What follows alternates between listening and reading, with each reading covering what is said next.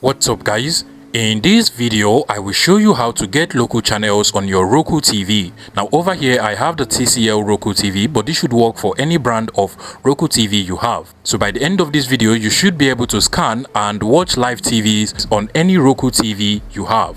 Now to do this, first things first, you have to connect your antenna to the antenna port on your Roku TV. Once it is connected, you want to make sure that you screw the antenna properly to the antenna port on your Roku TV. And then once that is done, you want to come back to your Roku TV now.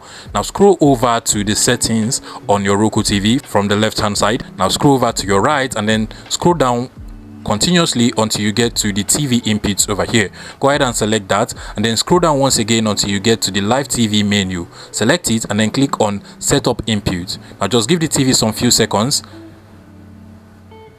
Now at this point you want to select the source for your live TV on your Roku TV. So basically you can go ahead and select an antenna or a cable or both. For the purpose of this video we are going to be using the antenna connection. So go ahead and select antenna and automatically your Roku TV will start looking for available channels on the TV.